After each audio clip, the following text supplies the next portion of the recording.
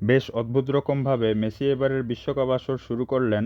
Group পর্বের প্রথম ম্যাচে হ্যাটট্রিকসহ ২ ম্যাচে মোট ৫ গোল করে রীতিমতো তাণ্ডব শুরু করেছে ৩৯ বছরের এই বুড়ো শরীর নিয়ে অংশ নেওয়া নিজের বিশ্বকাপের শেষ আসরে। বিশেষত আমি বেজায় অবাক আর বিস্মিত হয়েছি, আমি উল্লেখ করতেই চাই। একই সাথে মেসি এদিন বিশ্বকাপ আসরে ক্লোসার মোট ১৬ গোল করার রেকর্ড ভেঙে দিয়ে সর্বোচ্চ গোলের মালিকানা লাভ করে নিলেন। এবার আলোচনাটাই একটু ভিন্ন মোড় টানি। পর্তুগালের সারথি হয়ে ৪১ বছর বয়সে অংশ নিয়েছে সমসাময়িক আরেক মহাতারকা রোনালদো। আর্জেন্টিনা ম্যাচের পরে ফিক্সড শিডিউল খেলতে নামা পর্তুগালের প্রথম ম্যাচ ১-১ গোলে ড্রতে শেষ হয়। অনুমিতভাবেই ফল দেখে অনুমান করা যায় রোনালদো নিষ্প্রভ ছিলেন। এবার মেসি ভক্তরা আর রোনালদো হেটার সকল পক্ষ একযোগে ইস্যুটাকে পেয়ে বসে একদম এগ্রেসিভ ভাষায় সরাসরি আক্রমণে মেতে ওঠে। রোনালদোর সময় শেষ, রোনালদো পুরোপুরি ফুরিয়ে গেছে, রোনালদো এখানে কী করছে বিশ্বকাপে, সে বিশ্বকাপে কেন এসেছে, তার কারণে দলের সক্ষমতা বিফলে যাচ্ছে, এ ম্যাচের পর কোনোভাবেই আর রোনালদোকে নামানো উচিত হবে না, ব্লা ব্লা মন ভরানো, যার যা মুখে আসছে ইচ্ছামতো আক্রমণ করছে। এখানে সবচেয়ে নোংরা ব্যাপার যেটা ছিল, পুরা ম্যাচে ৯০ মিনিট পরিষ্কারভাবে মাঠে ফুটে উঠেছিল যে দলের মিডফিল্ডাররা ইচ্ছাকৃতভাবে রোনালদোকে বলের যোগান দেওয়া থেকে বিরত ছিল এবং পুরাটা সময় তারা নিজেদের ভিতর পাস চালাচালি করে বলের সম্পূর্ণ দখল রাখলেও আক্রমণে রোনালদোকে মাত্র ২টি পাসের যোগান দেয়। এর ভিতরে একটি শট অন টার্গেট রেখে পুরা ম্যাচে রোনালদো স্কোর করতে ব্যর্থ হয়। এমনকি রোনালদোকে বলের জোগান না দিয়ে তারা নিজেরাও কেউ আক্রমণে উদ্যোগ নেয়নি, যার ফলস্বরূপ পুরো দল জয়লাভে ব্যর্থ হয়। পর্তুগাল দলে এই ঘটনা এবারই নয়, মূলত গত ইউরো আসরে প্রথম পরিলক্ষিত হয়। মূলত দলে বার্নার্ডো সিলভা রোনালদোকে নিয়ে চরম ঈর্ষান্বিত। ইতিহাসে প্রথমবারের মতো একে একে আসতে থাকা পর্তুগালের সাফল্যগুলো যখন রোনালদোর হাত ধরে আসতে থাকে আর গোটা জাতির স্বপ্ন দেখার একমাত্র ভরসা যখন রোনালদো হয়ে ওঠে, ইগোর ক্ল্যাশে ভুগতে থাকে ক্রিমিনাল মানসিকতার বার্নার্ডো সিলভা।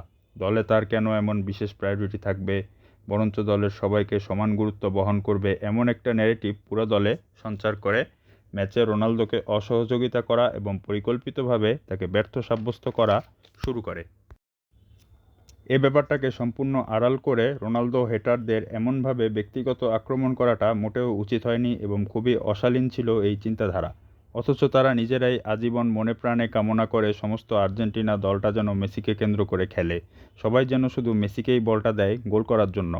গত বিশ্বকাপে গড়ে ওঠা এই দলটা, যেটা এ আসরেও একই আছে, এরা সবাই রীতিমতো প্রকাশ্যে ঘোষণা দিয়ে মেসির জন্য খেলে, যেটা তারা খুবই উপভোগ করে। কিন্তু শুধুমাত্র রোনালদোর বেলায় কেন যেন তারা টিম গেম, একক কর্তৃত্ব, নিজের স্বার্থ ত্যাগ করে দলের সাথে মিশে নিজেকে বিলিয়ে দেওয়া আরও কী যেন সুশীল ও সাম্যতার আলাপ পুড়ে দেয়।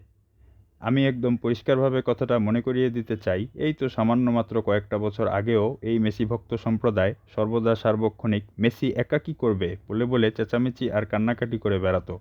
প্রতিবার চ্যাম্পিয়ন্স লিগের ব্যর্থতা এবং একই সাথে আন্তর্জাতিক ট্রফি জিততে ব্যর্থ হয়ে যে কোনো প্রতিযোগিতায় নিজের দেশ ও সমগ্র জাতির রোষানলে পড়ে অবসরের নাটক করে আবার কেন যেন নির্লজ্জভাবে কেরিয়ারে ফেরত চলে এসেছিল এই মেসি।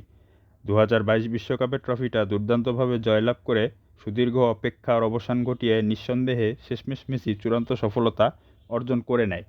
কিন্তু সমর্থক গোষ্ঠীদের বলতে চাই, মাত্র কিছুদিন আগেই তো কেঁদে কেটে হতাশ হয়ে নিজেরা মেনেই নিয়েছিলেন যে ট্রফি জেতা আর সম্ভব নয়।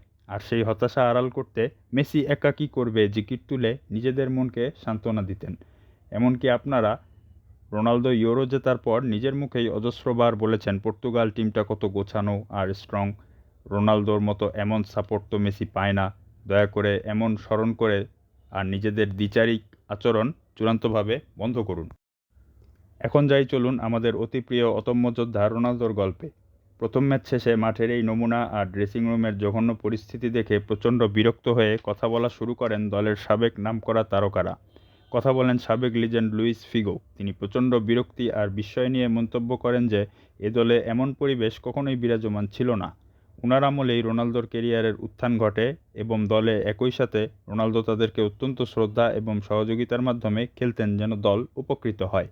সেখানে পর্তুগালের ইতিহাসে সবাইকে ছাড়িয়ে একে একে ট্রফি এনে দিয়ে দলের মূল ভরসারূপে আবির্ভূত হয়ে বিশ্বজয়ের স্বপ্ন দেখতে জাতিকে উৎসাহিত করলেও দলের আনকরা কিছু মিডফিল্ডাররা কয়েক বছর ধরে গ্রুপিং ও অসহযোগিতার মাধ্যমে দলকে ভোগাচ্ছে।